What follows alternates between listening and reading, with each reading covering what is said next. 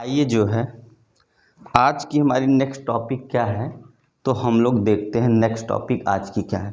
तो खैर next topic हमारी क्या है, तो आज हम लोग पढ़ने वाले हैं, क्या पढ़ने वाले हैं तो देखिएगा, torque on dipole in uniform electric field. मतलब क्या है, अगर कोई यूनिफॉर्म इलेक्ट्रिक फील्ड हो तो उसमें अगर टार्क रखा हुआ है तो उस पर कितना क्या लगेगा।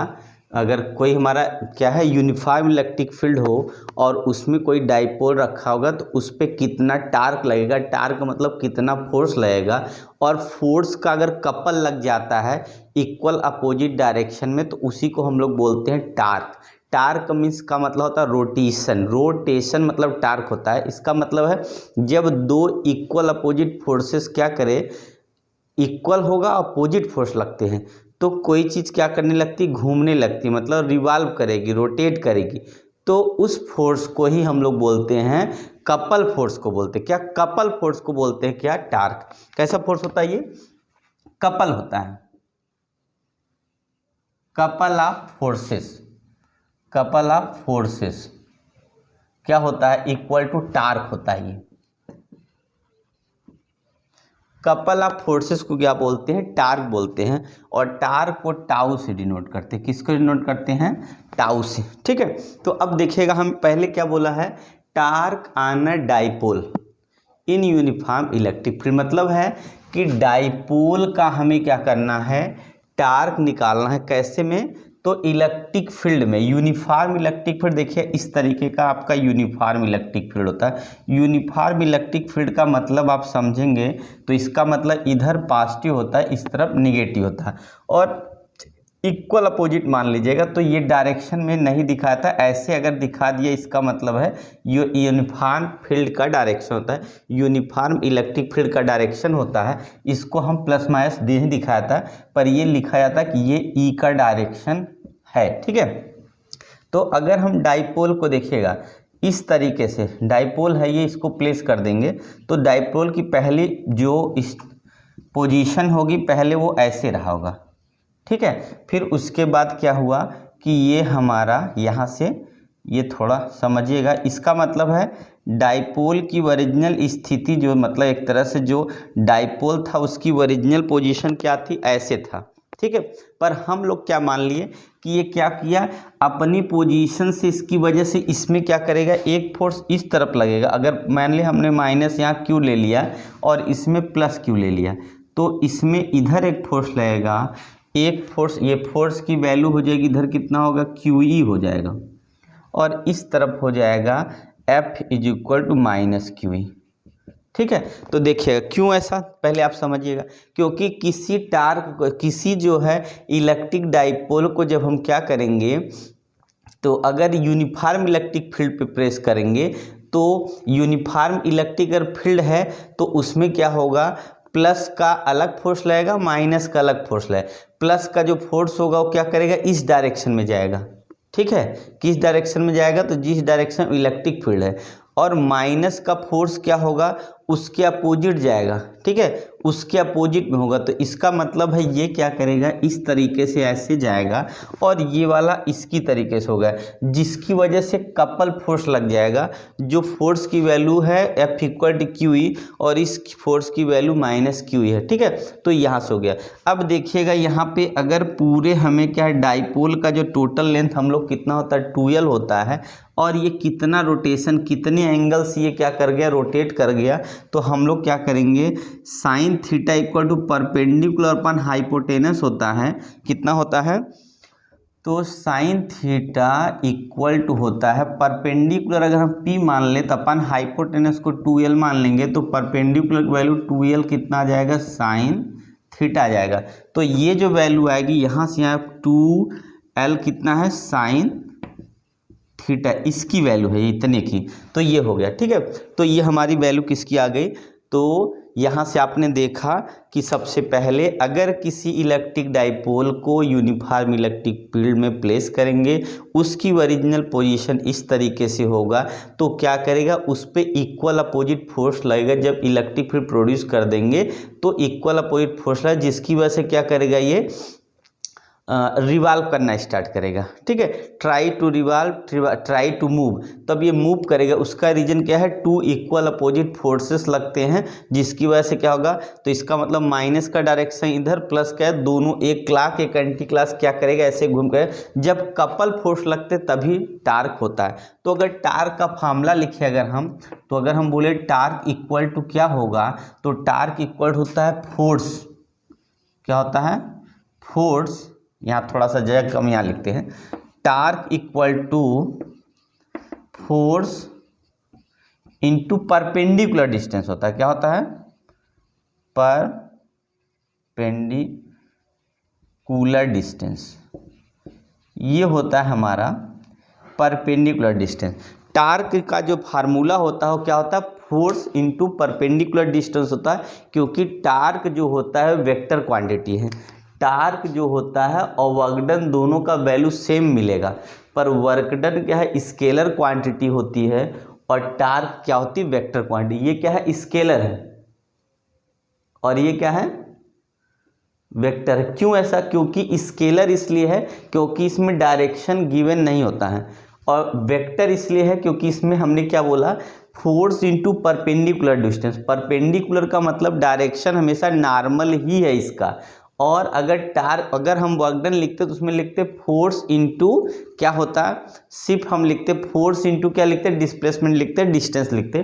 तो यहाँ पे परपेंडिकुलर डिस्टेंस है, इसलिए जो है इसकी वैल्यू होगी। अब यहाँ से अगर हम वैल्यू रख दें, फोर्स की वैल्यू कितनी है, एफ मान लेते हैं, बाद में रखेंगे, और परपेंडिकुलर डिस्टेंस की वैल्यू देखिए ये निकाला हमने, कितना आ गया, तो 2l साइन थीटा। और एफ की जो वैल्यू है, तो कोई एक ही वैल्यू रखेंगे, चाहे प्लस वाली रखे चाहे माइनस, हम लोग साइन नहीं रखना है, क्योंकि फोर्स उतना ही दोनों तरफ लगेगा। तो कितना होगा, तो QE हो जाएगा इंटू 2l साइन थीटा हो जाएगा। तो हम लोग जानते हैं P इक्वल होता है 2QL। इसके हिसाब से अगर हम यहाँ लिखें तो टार्क को टाउ से रिप्रेजेंट कर देंगे, इक्वल टू देखिएगा कितना होगा, टाउ से रिप्रेजेंट अगर करें टार्क को तो 2QL मिला के P हो जाएगा। तो कितना आ गया, PE साइन थीटा, क्या बच गया, tau equal to PE sine theta. यही हमारा मेन फार्मूला हो गया। तो आप लोग देखिएगा क्या, सबसे पहले अगर हम टार्क इक्वल लिखे फोर्स इनटू परपेंडिकुलर डिस्टेंस, तो एफ फोर्स इक्वल टू यहाँ हो जाएगा फोर्स, और परपेंडिकुलर डिस्टेंस की वैल्यू वहाँ से निकाल देंगे। यहाँ से हमने निकाल के रखा, साइन को परपेंडिकुलर हाइपोटेनस होगा, हाइपोटेनस 2l है, तो P की वैल्यू 2l साइन थीटा है। फिर यहाँ 2l साइन थीटा, एफ की वैल्यू जितना यहाँ पे उतना उधर है, तो वो कोई एक रख लेंगे और दोनों का मल्टीप्लाई कर लेंगे, और देखेंगे 2QL इक्वल टू P होता है, क्योंकि हमको डाइपोल का निकालना है, तो हमको डाइपोल मोमेंट की वैल्यू रखनी, ये हमारा टार्क की वैल्यू होगी। अब कंडीशन है कब मैक्सिमम होगा और कब मिनिमम होगा, ठीक है। तो कब मैक्सिमम होगा कब मिनिमम होगा, तो केस अगर हम फर्स्ट ले लें, अगर केस फर्स्ट ले ले और लिख दे थीटा इक्वल टू 0, क्या लिख दे, थीटा की वैल्यू अगर 0 कर दे तो टाउ क्या हो जाएगा हमारा, टाउ मिनिमम हो जाएगा। मिनिमम मतलब सीधे 0, ठीक है, क्योंकि साइन 0 की वैल्यू क्या होती है, 0 होती है ना। फिर केस सेकंड अगर लिखेंगे, तो अगर हम लिखे थीटा इज इक्वल टू कितना हो जाए, तो 90 डिग्री ले लें, और 90 की वैल्यू 1 होती है, तो टाउ की जो वैल्यू होगी वो मैक्सिमम हो जाएगी, और जिसकी वैल्यू PE साइन की वैल्यू 1 हो गया, तो कितना आ गया, PE मैक्सिमम की कंडीशन है। तो कभी कभी पूछ लेता है कि मैक्सिमम वैल्यू, तो टाउ मैक्स की वैल्यू जो सबसे ज़्यादा टार्क होगा PE। टार्क का मतलब ये हुआ, अगर इसको ऐसे बीचों बीच रख देंगे, आप समझिएगा, जैसे ये हमारा क्या है, इलेक्ट्रिक फील्ड है, देखिए ये इलेक्ट्रिक फील्ड है।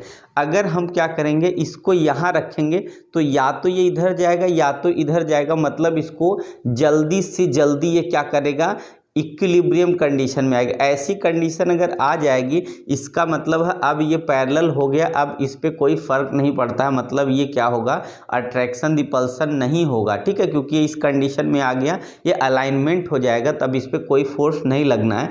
पर अगर ये मैक्सिमम कंडीशन यहाँ पे रख दे, इसका मतलब ये बहुत तेज़ी से अट्रैक्ट होगा, चाहे इधर या इधर होगा, या बहुत तेज़ी से रोटेट करेगा, रिवॉल्व करेगा, दोनों में से किसी एक डायरेक्शन में, ठीक है। तो ये हमारी कंडीशन होती है मैक्सिमम कंडीशन, इसीलिए होती है।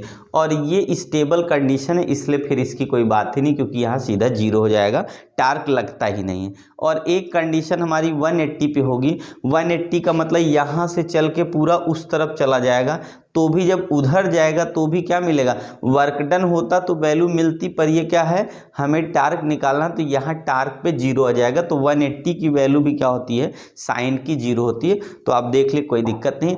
अब अगर आपको बना के थोड़ा सा लिखना, तो आप कैसे लिखेंगे, सबसे पहले आप बोलेंगे let us consider two equal and opposite charges plus q and minus q place in a uniform electric field E, ठीक है।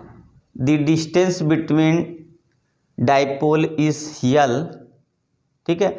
When two equal opposite forces F equal to Q E and F equal minus Q E act opposite direction to each other, it tend to revolve anti-clock and clockwise direction, it produce its couple force, then it produce a torque, then torque equal to force into perpendicular distance and its value is, torque की value कितनी होगी, force की तो Q ही हो जाएगा, and perpendicular distance आप यहाँ find किए, आप रखेंगे, फिर यहाँ चलेंगे, फिर यहाँ पे 2QL मिला के P होता है, इसको हम जानते हैं डाइपोल मोमेंट है, इसकी वैल्यू हो गया। तो यहाँ पे टार्क का जो यूनिट की बात करते हैं, तो फोर्स इंटू परपेंडिकुलर डिस्टेंस होगा न्यूटन मीटर, क्या होगा, न्यूटन मीटर, क्या होगा, न्यूटन मीटर। जो टार्क की यूनिट होगी वो क्या होगी, न्यूटन मीटर, क्या होगी, न्यूटन मीटर। टार्क की यूनिट क्या होती है, न्यूटन मीटर, ठीक है ना।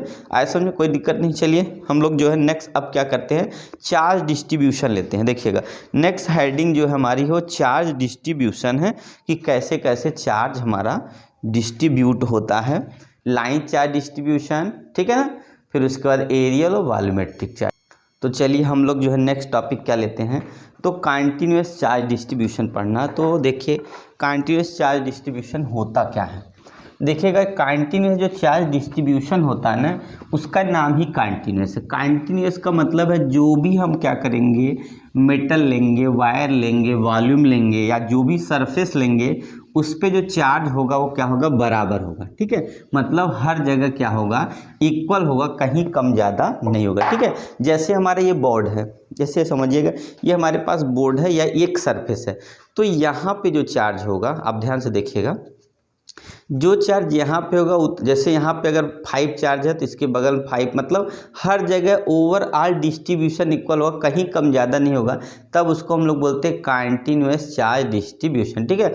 इट मीन्स ये होगा, the charge distributed over a surface equally is known as charge, क्या होगा, तो कंटिन्यूअस चार्ज डिस्ट्रीब्यूशन होगा। वो अलग बात है, हम लोग को जो चार्ज डिस्ट्रीब्यूशन पढ़ना, उसमें 3 टाइप का डिस्ट्रीब्यूशन पढ़ना है। तो लाइन चार्ज डिस्ट्रीब्यूशन को लीनियर चार्ज डिस्ट्रीब्यूशन बोलते हैं, सरफेस चार्ज डिस्ट्रीब्यूशन बोलते हैं, और एक होता है वॉल्यूम चार्ज डिस्ट्रीब्यूशन, ठीक है। तो 3 टाइप का डिस्ट्रीब्यूशन पढ़ना है। तो सबसे पहले क्या है कि कंटिन्यूअस चार्ज डिस्ट्रीब्यूशन, हेडिंग क्या है, कंटिन्यूअस चार्ज डिस्ट्रीब्यूशन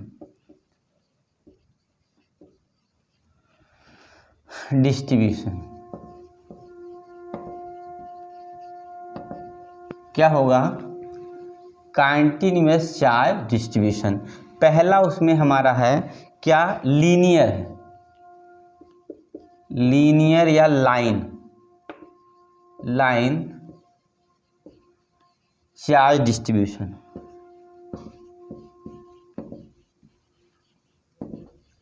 क्या होगा पहला, तो लीनियर या लाइन चार्ज डिस्ट्रीब्यूशन को हम लोग जो डिनोट करते हैं लैम्डा से डिनोट करते हैं। किससे डिनोट करते हैं, लैम्डा से डिनोट करते हैं। तो देखिए क्या है, कंटिन्यूअस चार्ज डिस्ट्रीब्यूशन का मतलब होगा, अगर कोई सरफेस है उस पे जो चार्ज होगा वो इक्वली होगा, मतलब हर एक पॉइंट पे वो क्या होगा, चार्ज इक्वली होगा, इसलिए उसको क्या बोलते हैं, कंटीन्यूअस चार्ज डिस्ट्रीब्यूशन। मतलब कहीं पर जो भी होगा कम ज़्यादा नहीं होगा, बराबर बराबर होगा हर हिस्से पे। जैसे ये बोर्ड है, मान लीजिए यहाँ पे जितना है, यहाँ पे इतना, उतना ऊपर नीचे हर जगह इक्वल होगा, ठीक है।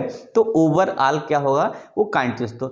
तो पहला हम लोग को जो पढ़ना है लीनियर या लाइन चार्ज डिस्ट्रीब्यूशन पढ़ना है। तो देखिए इसमें क्या होता है, अगर डायरेक्ट बताएंगे कि it is defined as the linear charge distribution is क्या, linear charge distribution defined as the ratio of total charge distributed over अ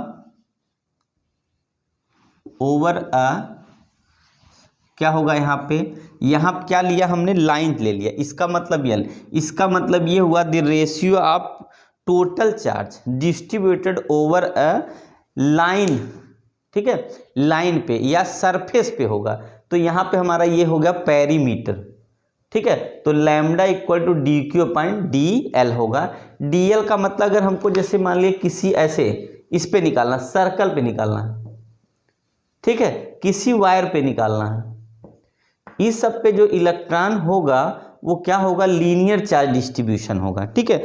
अगर हम लोग को डी क्यू की वैल्यू मान लीजिए निकालना है तो लैम्डा इक्वल कितना हो जाएगा, डी एल। इसका मतलब है ये जो दिया है स्मॉल लिया है, एक छोटा सा पार्ट है उसकी वैल्यू, ये जैसे इतने छोटा सा पार्ट ले लिया या छोटा सा पार्ट इसका, इसकी वैल्यू डी क्यू है इतने जगह पे। और हमको पूरा जब निकालना होगा तो जैसा शेप होगा उस तरीके से वैल्यू, अगर जैसे हमको क्या करना है, डी क्यू लेना है यहाँ से और इंटीग्रेट हम दोनों तरफ कर देंगे लैम्डा, और डी एल का जो इंटीग्रेशन होगा तो हम क्या ले सकते हैं, D L equal to lambda को बाहर करेंगे, इसकी वैल्यू क्या होगा, 2 पाई आर। ये हमने क्या रख दिया, 2 पाई आर। मतलब यहाँ से अगर हम देखेंगे तो यहाँ पहले लिखेंगे एल और इंटीग्रेशन साइन लगाएंगे, यहाँ लिखेंगे 0 से 2 पाई आर। इस तरीके से देखिए आपको यहाँ पे आ जाएगा Q, और यहाँ जब वैल्यू रखेंगे तो आपको 2 पाई आर प्रूफ हो जाएगा। तो इस तरीके से जैसा शेप होगा उस तरीके से हमको, अगर ये राड होगा तो उसकी जगह यल ही रखेंगे, तब यहाँ 0 से लेके यल तक की वैल्यू हो जाएगी।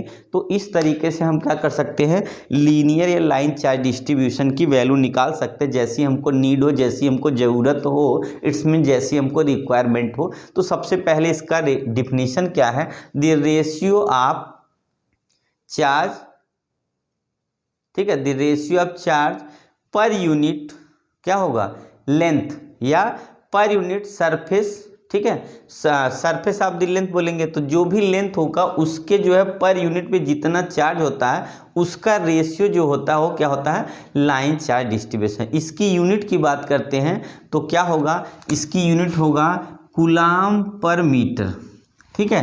क्या लिखेंगे, कूलाम पर मीटर, क्या लिखेंगे, कूलाम पर मीटर, इसकी यूनिट होती है लाइन चार्ज डिस्ट्रीब्यूशन, ठीक है, समझ में। तो चलिए नेक्स्ट जो है देखिएगा, इसको इरेज करते हैं, आप लोग समझ गए ना। तो अगला जो है वो क्या है हमारा, तो सरफेस चार्ज डेंसिटी होती है। सरफेस चार्ज डेंसिटी क्या होती है, सेकंड है surface charge density. Surface charge density होती है। सरफेस का मतलब है एक तरह से, जैसे पहला बताया लाइन चार्ज डिस्ट्रीब्यूशन है, तो ये क्या होगा, दूसरा हमारा हो जाएगा सरफेस चार्ज डिस्ट्रीब्यूशन। तो डिस्ट्रीब्यूशन को हम लोग डेंसिटी बोलते हैं, क्योंकि सरफेस पे अगर जितने ज़्यादा इलेक्ट्रॉन होगा तो इसका मतलब इलेक्ट्रॉन की डेंसिटी बढ़ जाएगी। तो जैसे हमने क्या किया, ये कोई मान लिया हमारा एक सरफेस है, ठीक है, क्या है ये सरफेस है, इस पे इलेक्ट्रॉन मान लीजिए है, ये इलेक्ट्रॉन है, ये इलेक्ट्रॉन, ये इलेक्ट्रॉन, यहाँ इलेक्ट्रॉन है, यहाँ इलेक्ट्रॉन है, यहाँ इलेक्ट्रॉन है, यहाँ पे इलेक्ट्रॉन, यहाँ पे इलेक्ट्रॉन, ऐसे इलेक्ट्रॉन है, और ओवरऑल सब इक्वल इलेक्ट्रॉन होंगे, मतलब हर जगह पे इक्वल होंगे, बराबर होंगे, कम ज़्यादा नहीं। जैसे मान लिया इतने एरिया में 5 ठो है तो इतने एरिया में 10 ठो नहीं होगा, यहाँ 5 है तो यहाँ 5 है, यहाँ 10 है तो यहाँ भी 10, यहाँ 20 तो यहाँ भी इतनी इतनी, देख ये होता है सरफेस चार्ज डिस्ट्रीब्यूशन, ठीक है। इसको किससे डिनोट करते हैं, तो इसको हम लोग डिनोट करते हैं सिग्मा से। किससे डिनोट करते हैं, सरफेस चार्ज डिस्ट्रीब्यूशन को सिग्मा से डिनोट करते हैं। और एक खासियत ये है सरफेस चार्ज डिस्ट्रीब्यूशन की कि अगर जो है हमारा सरफेस कैसा हो, अगर सीट होगा, प्लेन सीट लेंगे तो उसमें 2 सरफेस होता है, ठीक है, एक इधर और दूसरा उसका उल्टा। इसका मतलब है जो भी सरफेस पे होता है उसका डबल। सरफेस चार्ज डेंसिटी अगर हम एक तरफ की निकालेंगे तो कभी भी उसका डबल हो जाता है, क्योंकि सरफेस पे दोनों तरफ आ जाता है। ठीक है, तो जब फार्मूला लगाएंगे क्वेश्चन में तब, या जब प्रूफ करेंगे तब लेते हैं। यहाँ पे सिंपली एक के लिए हमेशा देखा जाएगा। तो जो रेशियो होगा तो क्या होगा, सरफेस चार्ज, तो यहाँ बताएंगे the surface charge density is defined as the ratio of, क्या होगा, total charge enclose by the surface area, enclose by the surface area. क्या होगा, the surface charge density is defined as the total charge enclose by the, क्या होगा, surface area is known as surface charge density. इसका मतलब है ये area जितने charge को क्या करेगा, हमारा स्टोर कर लेगा। इसका मतलब जितने चार्ज को ये क्या करेगा, डिस्ट्रीब्यूट कर लेगा चार्ज, और जो एरिया उसका जो है जो रेशियो होगा उसको हम लोग बोलते हैं सरफेस चार्ज डेंसिटी, जिसको सिग्मा से डिनोट करते हैं। अगर इसकी वैल्यू की बात करें, चार्ज हमें निकालना हो, चार्ज डेंसिटी निकालनी हो, तो सिग्मा इंटू कितना होगा, डेल एस हो जाएगा। ठीक है, फिर उसके बाद हम क्या करेंगे, टोटल चार्ज निकालने, मान लीजिए तो ये किसी पार्ट का है तो इधर भी इंटीग्रेशन की साइन आ जाती है, और यहाँ से सिग्मा कांस्टेंट को बाहर निकालते ही डेल एस आ जाएगा। अगर अब शेप की बात करें, अगर हम ये स्फीयर ले लें, स्फीयर ले लें अगर, ठीक है, इस स्फीयर पे हमें क्या होगा, रेडियस आर कंसीडर कर लेंगे, तो डी क्यू की जो क्यू की वैल्यू हो जाएगी सिग्मा इंटू, यहाँ पे सरफेस की वैल्यू अगर हम क्या रखें, यस लिखे, या तो क्या लिखेंगे 4 पाई आर स्क्वायर लिख देंगे। देखिएगा तो चार्ज की वैल्यू हमारी इतनी आ जाएगी। देखिए कितनी आ गई, चार्ज इक्वल टू सिग्मा 4 पाई। इसका यूज कहाँ करना पड़ता है, क्योंकि हम लोग गास जब थ्योरम पढ़े इसका, तो गास थ्योरम हम लोग देखेंगे, हम लोग जानते हैं E इक्वल टू कितना होगा, या तो हम लोग जानते हैं flux is equal to E into कितना होता है, डेल एस होता है। तो इसका मतलब ये हुआ कि जब हम E की वैल्यू निकालनी है तो फाई अपान कितना होगा, डेल एस हो जाएगा। और फाई की वैल्यू अलग से जब निकालेंगे तो आप डेल एस की वैल्यू यहीं रख के क्या करेंगे, क्योंकि इक्वल टू यहाँ जो फार्मूला बनता हो क्या होता है, Q अपान एप्सिलॉन नाइट टाइम, ये फार्मूला आ जाता है। ठीक है, फिर इसमें हम लोग को अभी गास नहीं पढ़े, इसी में रखेंगे तो आपको फार्मूला से वैल्यू मिल जाएगी। तब हमको यहीं पे वो रखने की जरूरत थी, पर इंटीग्रेट या जैसे हमको जरूरत वैसा लेते, तो आप बाद में समझिएगा। पहले आप समझ जाए कि Q की वैल्यू यही हमको यहाँ पे जहाँ ज़रूरत होगी चार्ज की वैल्यू यहीं रख देंगे, तो यहाँ से हमें अपने आप ही क्या हो जाएगा, आंसर मिल जाएगा यहाँ पे। ठीक है, तो सबसे पहले क्या है, द रेशियो ऑफ, क्या होगा, the ratio of charge distribution is equal to, क्या होगा, total charge enclose by the सर्फ डेल एस सरफेस एरिया। यहाँ पे इसकी यूनिट क्या होगी, तो इसकी यूनिट देखिए कितना होगा, तो यहाँ पे यूनिट हो जाएगा कूलाम पर मीटर स्क्वायर, या कूलाम पर मीटर स्क्वायर, ये इसकी यूनिट है, क्या, कूलाम पर मीटर स्क्वायर है चार्ज किसकी, सरफेस चार्ज डेंसिटी की यूनिट होती है। ठीक है ना, तो आए समझ में। चलिए अगला है क्या, वॉल्यूम चार्ज डेंसिटी है, क्या है, वॉल्यूम चार्ज डेंसिटी। इसका यूज हम लोग को जो करना है वो गास थ्योरम में करना है। तो ये गास थ्योरम का बेस बनाया जा रहा है। ठीक है, गास किसका है, गास थ्योरम, गास थ्योरम का ये क्या है, ये बेस है। इसी से हम क्या करेंगे, गास थ्योरम को प्रूफ करते हैं, या इसी का यूज गास थ्योरम में किया जाता है। ठीक है, तो चलिए अगला हमारा है वॉल्यूम चार्ज डिस्ट्रीब्यूशन, या चार्ज डेंसिटी भी लिख सकते हैं, वॉल्यूम चार्ज डेंसिटी। इसको किससे, रो से डिनोट किया जाता है, किससे डिनोट किया जाता है, रो से। तो अगर हम फार्मूले की बात करते हैं तो रो इक्वल हो जाएगा डी क्यू अपान कितना होगा, डी वी होगा। तो डी वी की जगह हम डी क्यू जानबूझ के लिख रहे हैं। ठीक है, तो कितना होगा, रो इक्वल डी क्यू। अगर यूनिट की बात करते हैं तो चार्ज अपान कितना होगा, मतलब कूलाम पर मीटर क्यूब हो जाएगा वॉल्यूम में, और इसका मतलब होगा कूलाम पर मीटर क्यूब, इस तरीके से लिख देंगे। ठीक है, अब यहाँ पे अगर हमको डी क्यू निकालना है तो हम लोग क्या, डेंसिटी इंटू वॉल्यूम लेंगे। ठीक है, अब कोई फिगर अगर हम लेते हैं, मान लीजिए कैसा फिगर ले, अगर स्फीयर ही ले लेते हैं, मान लीजिए अगर स्फीयर लेंगे तो डी क्यू अगर इंटीग्रेट करना पड़ेगा तब तो Q is equal to sigma को बाहर कर, इसकी जगह जो वैल्यू आएगी हमारी वो कितनी हो जाएगी, तो 4/3 पाई आर क्योंकि ये वैल्यू रखेंगे तब हमारा आंसर आ जाएगा। जहाँ ज़रूरत हो क्यू की जगह ये रख के हम सॉल्व करेंगे, ठीक है। तो इस तरीके से हमें, या तो हमें क्या करना होगा, सिग्मा को यहाँ पे रो को हटाना होगा, क्यू अपान इसकी वैल्यू रख देंगे। अगर हमको क्यू हटाना है तो density into 4/3 pi R square cube रख के इसको सॉल्व कर लेंगे। तो ये हमारा चार्ज डिस्ट्रीब्यूशन वैल्यू है, जिसको हम लोग बोलते हैं कॉन्टिन्यूअस चार्ज डिस्ट्रीब्यूशन। कॉन्टिन्यूअस में 3 होता है, लीनियर या लाइन, सरफेस या एरिया, और वॉल्यूम होता है अलग से, ठीक है। और अच्छा, इसका एक्चुअल मतलब कॉन्टिन्यूअस का क्या होता है, कॉन्टिन्यूअस का एक्चुअल मतलब क्या होता है कि अगर कोई सरफेस है, चाहे वो लाइन हो, चाहे वॉल्यूम हो, चाहे सरफेस हो, तो उस पर क्या होगा, जो भी चार्ज होगा इक्वली डिस्ट्रीब्यूट होगा। तो हम लोग जानते हैं जब इक्वली डिस्ट्रीब्यूट होता है तो हम लोग क्या एक छोटे से पार्ट का लेके इंटीग्रेट कर देते हैं, तो पूरा ओवरऑल जो भी शेप होगा उसका पूरा चार्ज हमको निकल के आ जाता है। जैसे यहाँ पे हमने आपको दिखाया कि स्फीयर मान लिया, तो पूरे स्फीयर पे जो चार्ज होगा क्यू की वैल्यू इसके पूरे चार्ज की वैल्यू आ जाए, ठीक है ना। तो आगे समझो, कोई दिक्कत नहीं, कोई परेशानी नहीं। तो आप लोग अगर इस तरीके से जो है बने रहेंगे और जो है अगर वीडियो को आप देखते रहेंगे तो अच्छा लगेगा, और मन करे तो आपको क्या कर सकते हैं, लाइक और शेयर कर दीजिएगा, और जो भी आपको रिक्वायरमेंट आप हमको बता दीजिएगा, हम आपको आगे, ठीक है ना। चलिए, थैंक यू।